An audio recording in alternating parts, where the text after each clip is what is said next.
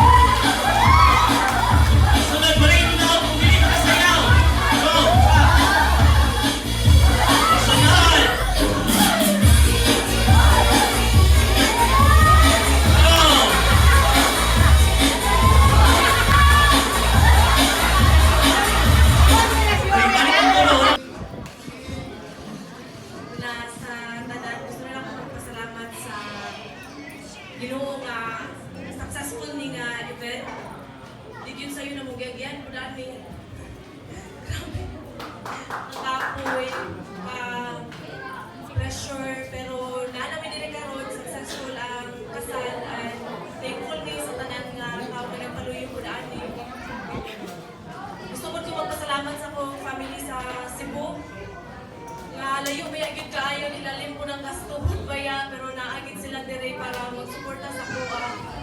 Kay ugwa po sila wala po baya ko yung ginikanan, wala ko may mga ginikanan. So si Yaya o si Yuyo ang naa dire na ako karon. And also sa family na ako sa Balay-Balay, wala na sila auntie nga nag-travel din po nga ni auntie po sa kasal and sa family ni Lord Jan, sa mga bridesmaids.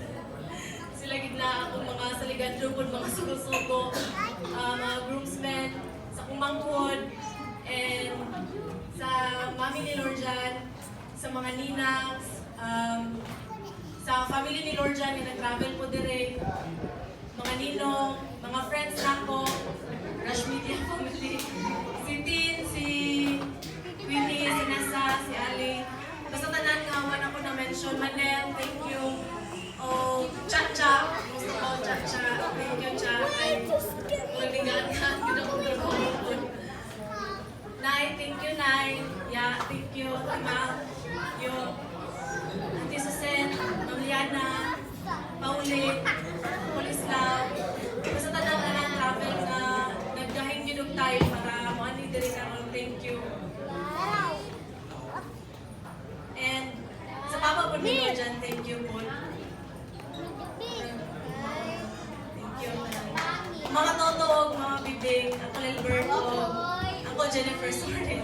Sarah, sorry Sar, thank you Sar. Love you sa akin, Sar.